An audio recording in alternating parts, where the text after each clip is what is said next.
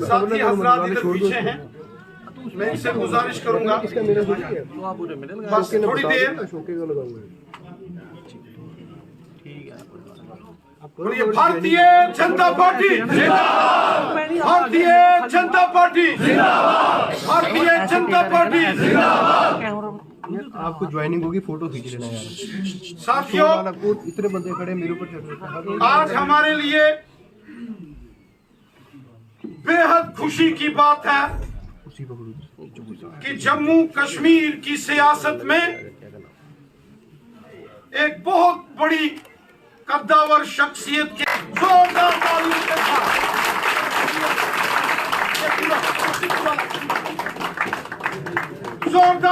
के साथ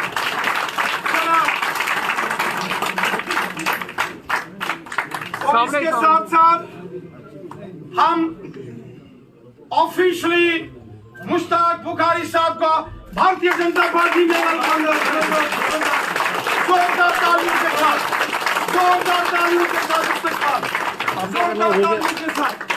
बुखारी साहब, जनाब सरदार टीकू खान साहब चलें, जनाब बुखारी साहब करें, जनाब सैयद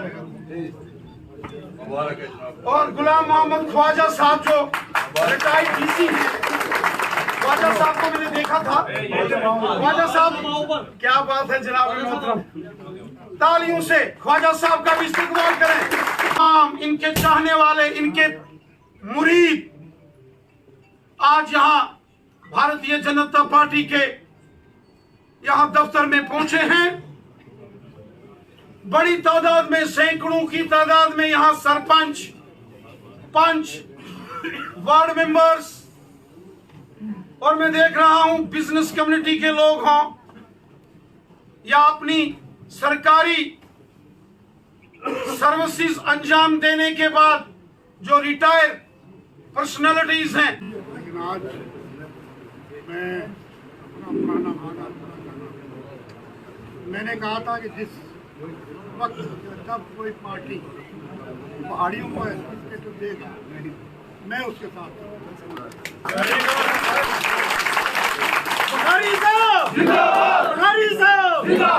भारतीय जनता पार्टी जिंदाबाद, भारतीय जनता पार्टी जिंदाबाद। मेरी वो ख्वाहिश पूरी हुई।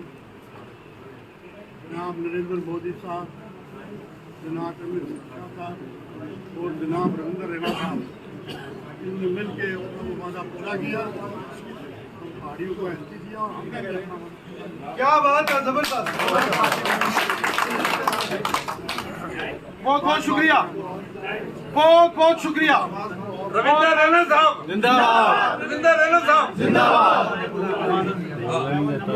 आप ये सुन लीजिए, जी जी एक मिनट, अशोक कौन सा, अशोक जी थोड़ा वेलकम भी कर लीजिए। नहीं उसके बाद हम इनको करेंगे भी, पटका भी डालेंगे सबका बाद में, एक एक डालेंगे बाद में। जी जी नंबर भी देंगे अशोक जी। मैं लिखो मोबाइल नीचे,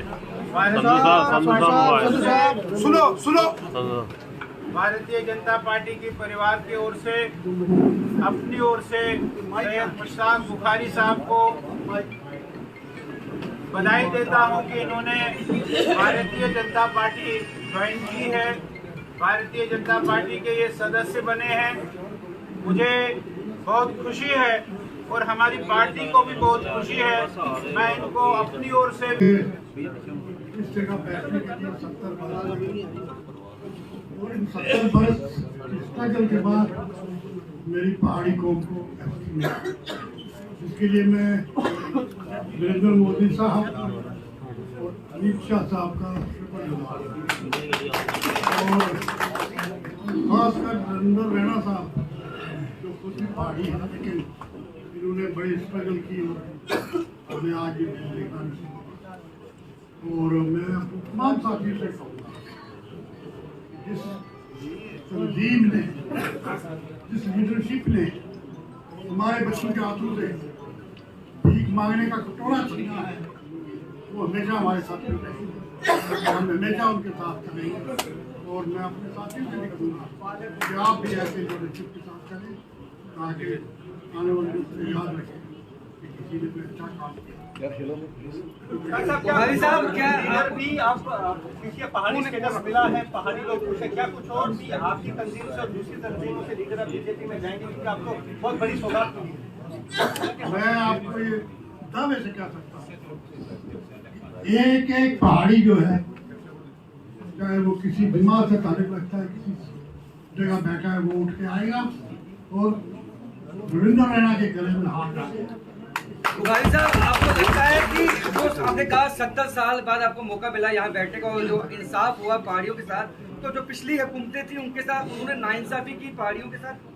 बिल्कुल की, इसमें क्या पूछने की बात है।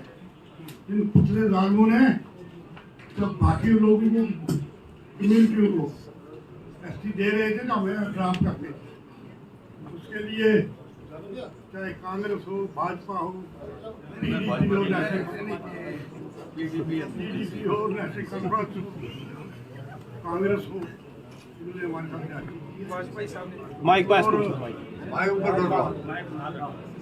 मैं हमारे जो भाजपा तंजीम है, उन्होंने अमित शाह जी और नरेंद्र मोदी जी ने हमें एसटी देकर हमारा 30 वर्ष का जो 40 वर्ष की जो डिमांड थी वो पूरी की। हम उनके इंतहाई शुक्रगुजार हैं। आप खुद पावर के सेंटर में रहे हैं, आप खुद मंत्री रहे हैं, तो आपने कभी बात नहीं उठाई जब आप सरकार में? हम उठाते थे बात, लेकिन आगे सुनने वाला कोई नहीं था। आगे मोदी जी था, आगे अमित शाह जी था, सुनना आगे जो बैठे थे वो कांग्रेस और पहाड़ियों को कुछ दिया जाए।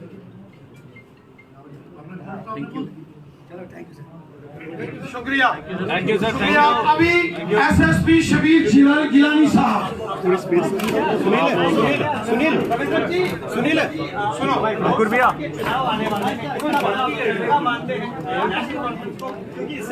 ईयरफोन पीछे करो, ईयरफोन पीछे करो, ईयरफोन पीछे करो, ये थोड़ा पीछे भाजपा का दामन खबर है कितना साथियों, जैसा कि हम सब जानते हैं, पूरे जम्मू कश्मीर के अंदर इस वक्त भारतीय जनता पार्टी की प्रचंड है।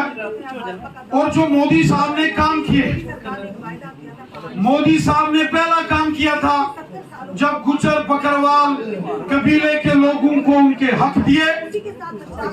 गुज्जर बकरवाल कबीले के लोगों को जम्मू कश्मीर में 70 साल एनसी कांग्रेस और पीडीपी ने यरगमाल बना के रखा था। मोदी साहब ने लाल किले से ऐलान किया और गुज्जर बकरवाल कबीले के लोगों को हकूक दिए। फिर मोदी साहब ने ओबीसी कम्युनिटी को हकूक दिए, जिसमें मरकबान, हजाम, कुम्हार, लोहार, तरखान, चौपान, नजार, तेली, कम से कम 20 लाख से ऊपर आबादी के परिवारों को ओबीसी के दायरे में लाकर इंसाफ किया। वाल्मीकि समाज को हकूक दिए, गोरखा समाज को मोदी साहब ने हकूक दिए। और फिर पहाड़ी कबीले के लोगों को अलग से पार्लियामेंट के अंदर बिल पास करके उनको हकूक दिए। ये सरकार सबकी सरकार है।